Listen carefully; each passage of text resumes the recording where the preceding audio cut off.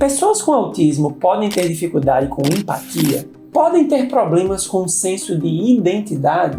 E como é que essas questões afetam ou influenciam a forma de se relacionar com outras pessoas? Nesse vídeo eu vou responder a essas questões e te convido para me acompanhar aqui para entender.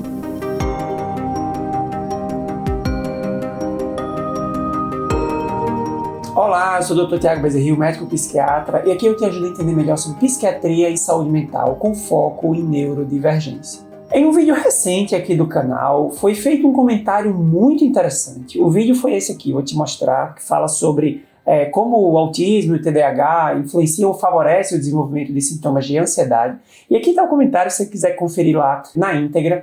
Mas o que eu vou fazer agora até para conseguir responder essas perguntas que eu fiz aqui no início do vídeo, é analisar detalhadamente este comentário, porque ele traz coisas muito interessantes, aspectos muito interessantes para discutirmos aqui dentro do espectro do autismo sobre regulação emocional, habilidades sociais e dificuldade na interação com outras pessoas. E antes de começarmos a analisar o comentário, eu vou fazer um pequeno disclaimer que a pessoa que escreveu o comentário, ela não deixa claro se ela é neurodivergente ou se está investigando algum diagnóstico de autismo.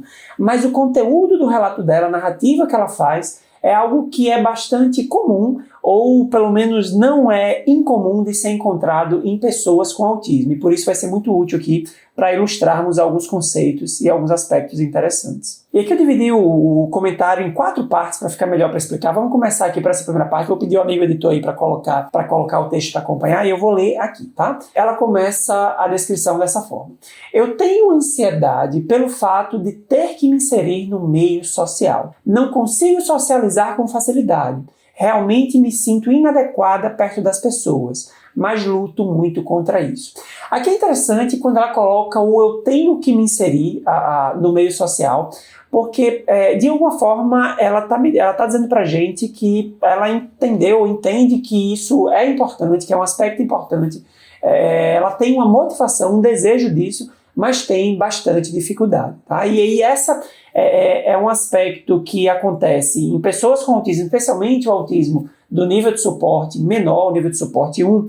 Esse indivíduo, ao longo, já desde a infância, muitas vezes ele vai percebendo essas dificuldades sociais, dificuldades de interação, de comunicação social, e naquele grupo de autistas que tem motivação social, porque existem as pessoas com autismo que não têm motivação, né? Isso é uma discussão interessante até para a gente fazer em outro vídeo, mas daqueles que têm algum nível de motivação, entendem que isso é importante para uma funcionalidade, começa a pesar, assim, começa a gerar um certo desconforto de se perceber como diferente ou como inabilidoso dentro daquele cenário social. E precocemente isso pode ser um motivo importante gerador de sentimentos de ansiedade e também sentimentos de inadequação. O sentimento de se sentir inadequado ou de não se sentir o suficiente, de não ter competência suficiente numa habilidade que é importante, isso é uma matéria-prima poderosa para problemas de autoestima ao longo de toda uma vida. E aqui vamos dar sequência ao comentário, ela diz o seguinte: uma coisa estranha, mas que sempre tive, é a sensação de realmente não saber quem sou. Me sinto sem personalidade, porque dependendo do ambiente das pessoas, eu mudo tudo em mim. Esse relato, ele traz uma ideia de... a vulnerabilidade, ele traz uma ideia que realmente é um ponto importante em pessoas com autismo, que é a vulnerabilidade às emoções, né? A vulnerabilidade à influência do meio. E aqui acontece uma coisa interessante, porque para muitas pessoas, especialmente que não vivem o aspecto da neurodivergência ou que não conhecem pessoas mais próximas com essa questão, existe um certo estereótipo, né, que algumas pessoas criam, de que o autista é aquele indivíduo que vive isolado, vive no mundo dele, não tem busca de conexão social. Isso não é uma realidade para muitos autistas, porque na verdade a gente tem diferentes expressões, claro, dentro do espectro, né, com toda a sua variabilidade, mas nesse aspecto da externalização, dessa busca, como eu comentei agora há pouco, motivação social, existem diferenças muito grandes. Existe um grupo de pessoas com autismo que, de fato, elas tendem a se satisfazer, ou pelo menos não têm motivação de se abrir para esse contato social, elas tendem a ficar mais quietas, são mais discretas, de fato mais introvertidas. Mas existem pessoas com autismo que são bastante até extrovertidas no sentido assim, de buscar esse contato social, mas não conseguem ter uma boa habilidade, uma boa comunicação, e aí é que está caracterizado o déficit de comunicação e interação social, que é um critério diagnóstico, né? Então isso confunde muito as pessoas, porque aquela que ele vai comentar, nossa, nem parece, essa pessoa nem parece que tem autismo, nem parece que é autista, né? Ela fala muito, ela é acelerada, ela é agitada, né? Então tem outros componentes, né, que definem esses conjuntos de comportamentos, né? O fato é que a coisa mesmo para aquele grupo de autistas que tendem a ficar mais isolados, mais quietos, mais introvertidos, não significa que eles não sejam vulneráveis ou não se contagiem pelas emoções presentes no meio. Inclusive, isso é uma realidade até para os casos do autismo não verbal, os níveis de autismo com maior nível de suporte.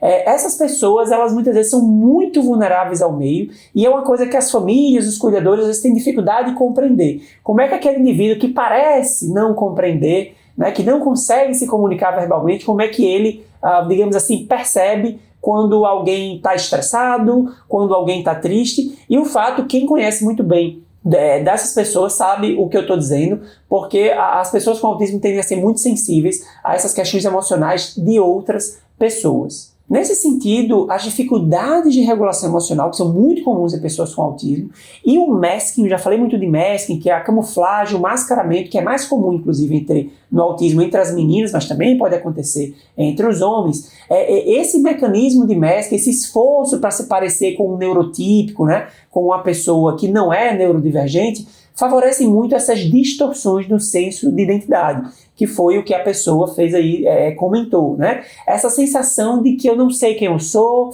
a sensação de que eu sou uma farsa, né? E aí vem o termo síndrome do impostor. O fato é que esses aspectos, essas dificuldades, né? E esse esforço que o indivíduo faz de forma muito precoce desde a infância, para se encaixar, para pertencer, para se parecer com o neurotípico, podem favorecer bastante distorções no senso de identidade. E isso é um problema que pode ser muito sério, porque o sentimento de identidade, ele é um componente muito central no funcionamento da nossa personalidade. Então, pessoas que têm essa instabilidade nesse sentimento de identidade, fatalmente estão mais vulneráveis ou mais sujeitas a terem transtornos emocionais diversos ao longo da vida.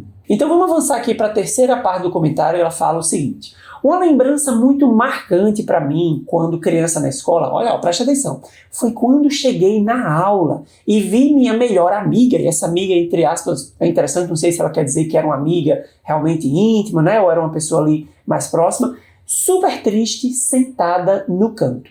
Quando cheguei para saber o que aconteceu, ela disse que estava muito triste e queria ficar ali. Eu, na mesma hora, sentei do lado dela e ficamos solitárias e caladas. Mas o detalhe é que eu não estava triste quando cheguei na sala. E só fiquei assim porque copiei o que ela estava fazendo. Isso ficou bem claro para mim. Olha que interessante essa narração aqui desse acontecido. Porque aqui nós temos o quê? Um processo que, de certa forma, ele pode ser normal e até desejável entre todas as pessoas, né? Isso é um comportamento social muitas vezes desejável, que é o quê? Você se afetar pelos sentimentos das pessoas importantes na sua vida, das pessoas com quem você se importa, né? Isso, de fato, é um comportamento adaptativo, um comportamento normal, mas o ponto de atenção é o limite da intensidade, né? Então, no extremo oposto, o indivíduo que não se afeta de jeito nenhum pelo sentimento de ninguém, inclusive das pessoas importantes para ele, esse indivíduo, inclusive, ele pode ter algum problema, no extremo até transtorno de personalidade, entre outras coisas. Mas se afetar, então, é normal. Mas aqui ela já vai descrevendo, a parte final do texto, que é bem interessante, eu vou já chegar lá. Mas ela vai descrevendo aqui uma afetação, né? Uma contaminação emocional muito intensa, né? Tipo assim, ela viu a amiga triste e ela já foi embebida naquela tristeza e já ficou ali quietinha, como se estivesse prestando solidariedade, né, àquela amiga, né? E ela descreve essa questão de ter copiado, né? Isso não fica muito claro, assim, qual o sentimento por trás disso, se foi algo realmente intencional ou se foi algo mais espontâneo. O que me parece, pela descrição do texto, é que foi algo mais espontâneo. Esse aspecto também é interessante porque, veja, sintonizar com a tristeza de uma outra pessoa, né, como eu disse, pode ser importante do ponto de vista de reciprocidade social, reciprocidade socioemocional. Inclusive, é uma coisa que pode estar um pouco deficiente no autismo, né, de outras formas, mas assim, sintonizar com a tristeza de uma outra pessoa pode ser importante, mas percebam que pode não ser a melhor forma de agir para ajudar o indivíduo. Porque se o indivíduo está triste, seja por qualquer motivo, e eu entro na tristeza dele de forma muito intensa, eu me abraço com a tristeza dele e prolongo aquilo por um tempo significativo, certamente eu perco a possibilidade, eu perco a capacidade de ajudar, de ser útil, de ser um suporte para aquele indivíduo, né? Então você pode até comentar aqui embaixo, tipo assim, você já viveu alguma situação dessa? Praticamente todos nós já nos deparamos, né? Tipo assim, uma pessoa próxima, uma pessoa importante ali, quando ela está triste, o que é que você faz? Relata aqui um pouco a tua experiência, qual a estratégia que você usa quando você se depara com uma pessoa importante para você num intenso estado de tristeza. E aqui eu vou chegar na parte final do texto. Olha só que interessante esse relato. Ela continua. Mas o pior nisso tudo é que depois da escola continuei com esse sentimento de tristeza que se estendeu até o outro dia. Quando cheguei na aula no dia seguinte, procurei ela para ficarmos tristes juntas novamente. Mas ela olhou para mim e disse rapidamente: já passou, mulher, já estou bem. E saiu para brincar no recreio. Eu fiquei péssima, porque realmente tinha me abatido tanto que não conseguia acompanhar ela nessa alegria. Percebi naquele momento que eu não tinha personalidade e me senti muito ofendida e traída por mim mesma. Mas isso sempre se repetiu e se repete ao longo da minha vida. Então olha só que assim, além da intensidade que ela se envolveu ali naquele primeiro momento que eu estava comentando, essa intensidade de fato ela foi desproporcional. Tipo assim, essa jovem, essa criança, né, dá a entender aí que foi numa época de ensino fundamental, ela permaneceu triste, ela se contaminou com a tristeza da amiga, mas essa tristeza ela se prolongou até o dia seguinte, e pior, ela chegou para mim tipo assim, ei, tipo assim, vamos ficar tristes novamente. Então, tipo assim, aí nós temos muito claramente uma dificuldade de leitura social e de regulação emocional. Pessoas com autismo têm muita dificuldade nessa regulação, inclusive de fazer as chamadas transições, né? As transições de estados emocionais, transições de comportamento.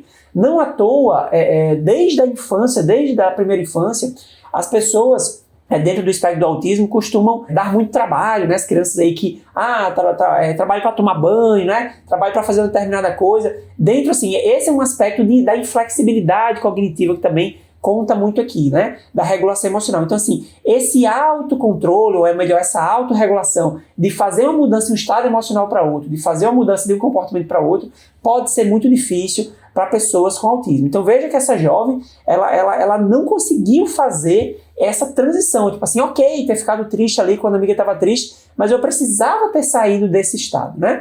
Então, talvez também tenha um outro componente interessante para a gente analisar aqui, né? A gente está especulando aqui o que pode ter acontecido, mas dentro dessa contaminação ambiental que eu comentei, né? O quanto o indivíduo ele se contamina mais facilmente com as emoções do meio, das pessoas presentes no meio, acontecem uma espécie de ligação chave-fechadura, né? Tipo assim, eu me deparo com uma pessoa triste e a tristeza dessa pessoa é como se ela se conectasse com algo muito profundo. É a chave que entra na fechadura e desperta na minha pessoa, né? Desperta naquele indivíduo toda uma série de um conjunto de vulnerabilidades, sentimentos negativos sobre ela mesma, sobre o mundo. É como se disparasse um gatilho, é como aquele indivíduo está predisposto a dar uma rebaixada no humor e aí, quando tem esse elemento externo, ele acaba rebaixando mais facilmente. Então, pessoas que têm uma tendência, têm uma autoestima problemática, uma autoestima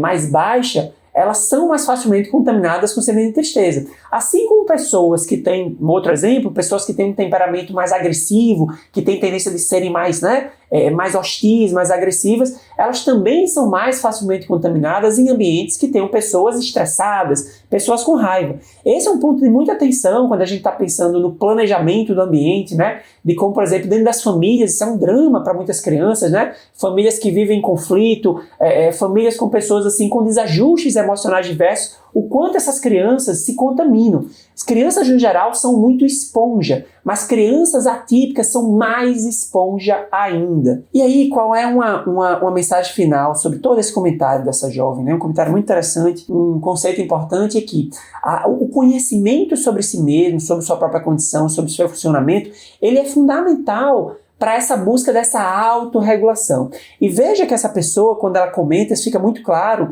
o quanto ela tem dificuldade de se entender. E o quanto isso gera raiva, isso gera chateação, isso gera sentimentos desagradáveis dela contra ela mesma. Isso é algo muito danoso ao longo do tempo, porque isso vai minando toda a autoestima, a autoconfiança dessa pessoa. Então veja, esta criança, né, já desde essa época, né, essa provável época aí da infância, ou mesmo em épocas posteriores, se ela tivesse uma compreensão das dificuldades emocionais dela, né, considerando a hipótese dela estar dentro do espectro do autismo, entender, assim, por um lado as limitações dela, mas por outro as potencialidades, entender como é o funcionamento, como é seu funcionamento mental, isso ajudaria muito a ter mais autocompaixão, a ter um melhor entendimento sobre si mesmo e, por consequência, conseguir regular melhor esse comportamento, conseguir regular melhor esse humor. E assim chegamos ao final deste vídeo em que eu reagi aqui a um comentário que foi feito de um outro vídeo aqui do canal, mas que traz elementos muito interessantes, muito representativos das dificuldades emocionais da pessoa com autismo. Se você gostou do vídeo, deixa o like aqui embaixo, não esquece de se inscrever no canal para acompanhar as próximas publicações e eu te vejo no próximo vídeo.